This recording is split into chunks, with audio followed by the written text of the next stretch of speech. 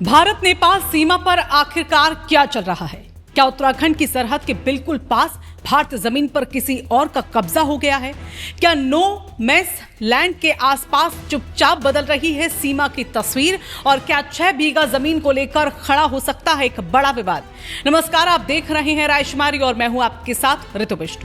आज बात उत्तराखंड के चंपावत जिले से सामने आए उस संवेदनशील मामले की जिसने सीमा सुरक्षा से लेकर स्थानीय प्रशासन तक सभी को अलर्ट मोड पर ला दिया है।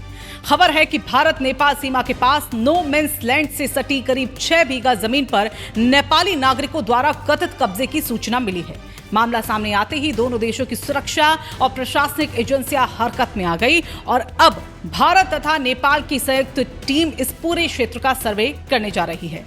उत्तराखंड के चंपावत जिले का टनकपुर क्षेत्र एक ऐसा इलाका जहां से भारत और नेपाल की सीमाएं एक दूसरे को छूती हैं, लेकिन अब इसी सीमा के पास ऐसी खबर सामने आई जिसने कई सवाल खड़े कर दिए हैं। दरअसल जानकारी के मुताबिक टनकपुर सीमा से सटे थपल्याल खेड़ा गांव के पास सीमा स्तंभ संख्या 809/1 के आसपास करीब 6 बीघा भूमि पर नेपाली नागरिकों द्वारा घेराबंदी किए जाने की सूचना मिली। ये इलाका नो मैंस लैंड के बेहद करीब बताया जा रहा है। जैसे ही जानकारी स्थानीय प्रशासन तक पहुंची, अधिकारियों ने मामले को गंभीरता से लेते हुए इस मामले की जांच शुरू कर दी, क्योंकि सीमा से जुड़े मामलों में छोटी सी चूक भी भविष्य में बड़े विवाद की वजह बन सकती है। अब सवाल यह है कि आखिर ये जमीन किसकी है? क्या वाकई भारतीय क्षेत्र में अतिक्रमण हुआ है या फिर सीमांकन को लेकर कोई भ्रम पैदा हुआ है? इन सवालों के जवाब तलाशने के लिए दोनों देशों की एजेंसियां अब मैदान में उतर चुकी हैं।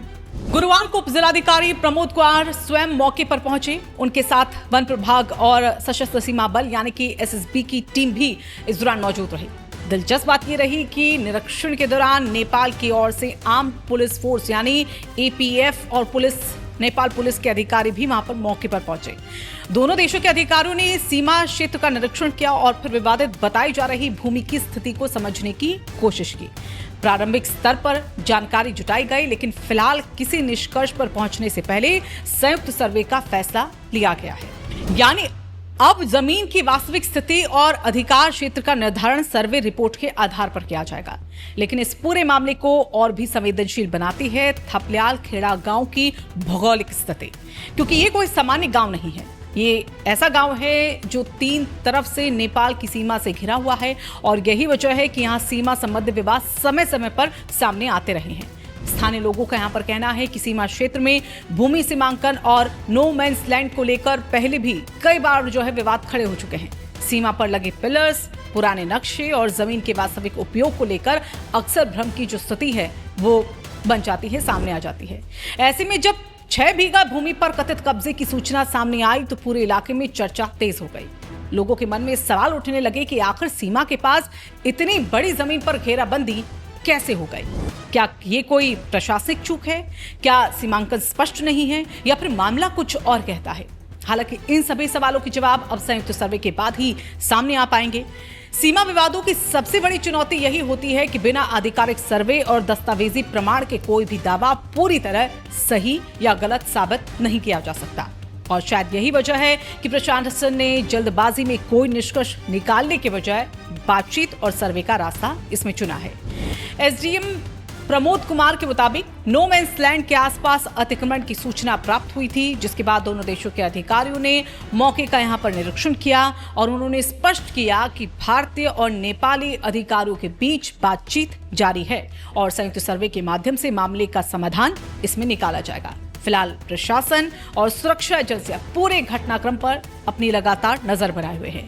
सीमा क्षेत्र में सतर्कता बढ़ा दी गई है ताकि किसी भी तरह की कोई अफवाह, गलतफहमी या फिर तनाव की स्थिति वो पैदा न होने पाए। लेकिन फिलहाल सबसे बड़ा सवाल यहाँ पर यही है कि क्या 6 बीघा जमीन वास्तव में भारतीय क्षेत्र का हिस्सा है? क्या नो मैंस लैंड के पास सीमांकन में कोई बड़ी गड़बड़ी यहाँ पर हुई है या फिर संयुक्त सर्वे के बाद सामने आएगी कोई बिल्कुल अलग तस्वीर? जवाब जल्द सामने आएंगे, लेकिन इतना यहां पर तय है कि भारत नेपाल सीमा से जुड़े इस मामले ने प्रशासन, सुरक्षा एजेंसियों और स्थानीय लोगों की चिंता को जरूर बढ़ा दिया है। अब सबकी निगाहें संयुक्त सर्वे रिपोर्ट पर टिकी हुई हैं, जो ये तय करेगी कि आखिर विवादित जमीन पर किसका अधिकार है और आगे क्या कार्रवाई इस मामले में होगी। आप इस पूरे मामले को किस नजरिए से देखते हैं? क्या सीमा क्षेत्रों में आधुनिक तकनीक से दोबारा सीमांकन यहां पर होना चाहिए? अपनी राय हमें कमेंट बॉक्स में यहां जरूर बताइएगा और अगर ये वीडियो आपको पसंद आया हो तो इसे लाइक जरूर कीजिएगा, ज्यादा से ज्यादा शेयर करें ताकि हर नागरिक तक ये महत्वपूर्ण जानकारी पहुंच पाए। और उत्तराखंड की हर बड़ी एक्सक्लूसिव खबर के लिए रायशुमारी को फॉलो और सब्सक्राइब करना ना भूलें।